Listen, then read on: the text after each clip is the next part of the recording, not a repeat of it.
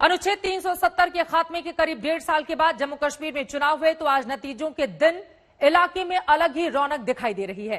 3 स्तरीय पंचायती राज सिस्टम के तहत हुए डीडीसी चुनाव कश्मीर में लोकतांत्रिक व्यवस्था की बहाली और बदलाव के रास्ते पर नए सफर का शुभ संकेत माने जा रहे हैं।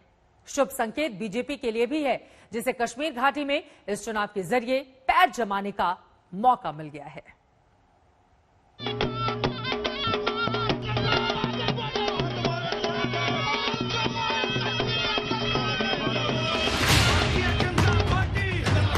ढोल नगाड़ों की आवाज और नेताओं के जिंदाबाद के नारे वैसे तो हिंदुस्तान के लिए नए नहीं, लेकिन देश के इस हिस्से में चुनावों के बाद विजेताओं के जश्न का ये शोर अरसे बाद गूंज रहा है।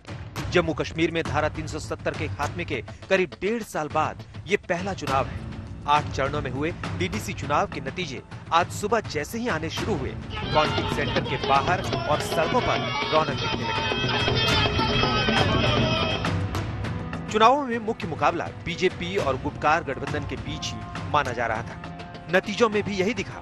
खास बात ये रही कि कश्मीर घाटी में भी बीजेपी ने दम दिखा दिया।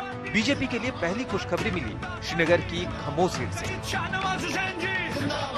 यहाँ भारतीय जनता युवा मोर्चा के राष्ट्रीय उपाध्यक्ष इंजीनियर एजाज हुसैन मैदान में थे, जिन्होंने चुनाव जीतकर घाटी में बीजेपी के पैर जमाने की बड़ी मुहिम का आगाज किया। एजाज हुसैन ने अपनी जीत का श्रेय पीएम मोदी को दिया है। जिस प्रकार से हमारी जो सेंट्रल लीडरशिप थी, यहाँ बार बार इनका प्रवास हुआ है, ये उन्हीं का नतीजा है। ये यहाँ की जो लोग हैं, हमारे जो प्राइम मिनिस्टर है, उनकी पॉपुलैरिटी के प्रति उनको विश्वास है और हमारी लीडरशिप को विश्वास है, इसीलिए इन्होंने जिता के लाए। और मुझे लगता है आने वाले टाइम में जो हमारी कॉन्स्टिट्यूंसी होगी वो मॉडल ऑफ डेवलपमेंट के तौर पे हम लोग उसको खड़ा करें। सिर्फ एजाज हुसैन नहीं, बल्कि कश्मीर घाटी में बीजेपी के हौसले उसके और भी उम्मीदवारों ने बुलंद किए हैं। बांदीपुरा की तुलैल सीट से एजाज अहमद और पुलवामा से मुन्ना लतीफ भी ऐसे ही नाम है। मुस्लिम बहुल आबादी के बीच कमल निशान वाले उम्मीदवारों की जीत को बीजेपी अपनी बढ़ती स्वीकार्यता और दायरे के विस्तार का सबूत बता रही है। जिस तरह से घाटी में कमल खिला है और पूरी ताकत से हम यहाँ चुनाव लड़े, लोग डेवलपमेंट चाहते हैं। ये डिस्ट्रिक्ट डेवलपमेंट काउंसिल का चुनाव है और इस चुनाव के अंदर भारतीय जनता पार्टी जम्मू में स्वीप कर रही है। घाटी में भी हम बहुत अच्छा मुकाबला कर रहे हैं और मैं मानता हूं कि इंजीनियर एजाज हुसैन और एजाज अहमद, 2 कैंडिडेट, हमारे 2 एजाज जीतकर पार्टी को एजाज बख्शा है। उधर जम्मू में तो बीजेपी की खुशी का पारावार नहीं है। गुपकार गठबंधन और कांग्रेस को बहुत पीछे छोड़ते हुए बीजेपी को एक तरफा जीत मिली है, यानी जम्मू की ज्यादातर काउंसिल में अध्यक्ष बीजेपी के होंगे। जम्मू संभाग के सभी जिलों में भारतीय जनता पार्टी का जबरदस्त प्रदर्शन रहा है। कश्मीर घाटी के अंदर भी भारतीय जनता पार्टी ने अपने उम्मीदवार जो खड़े किए थे, उन्होंने जबरदस्त मुकाबला किया। कमल का फूल खिला है। कश्मीर घाटी के अंदर एक नया इतिहास रचा गया है। एक नया अध्याय कश्मीर घाटी के अंदर भारतीय जनता पार्टी का शुरू हुआ है। आज के नतीजे गुपकार गठबंधन बनाने वाली नेशनल कॉन्फ्रेंस और पीडीपी के लिए भी अहम है।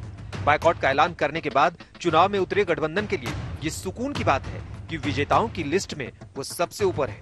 यानी बीजेपी के ताबड़तोड़ प्रचार अभियान और आक्रामक राजनीति के बावजूद गुपकार दलों के पैरों के नीचे की जमीन अभी भी सख्त है।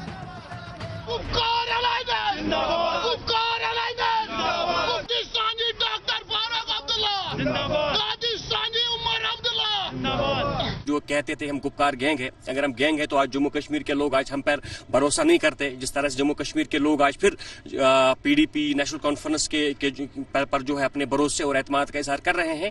हाँ, ये जमहूरियत की जीत भी है और जमहूरियत की जीत के साथ साथ ये 5 अगस्त 2019 के फैसले के खिलाफ जम्मू कश्मीर के लोगों का अपना एक फैसला है। जम्मू कश्मीर के 20 जिलों में हर एक में डीडीसी की 14 सीटें हैं। 280 सीटों के लिए 8 चरण में चुनाव कराए गए थे। मतदान 28 नवंबर से 19 दिसंबर तक चला। चुनाव में कुल 2178 उम्मीदवार मैदान में थे, जबकि औसत मतदान करीब 51% रहा।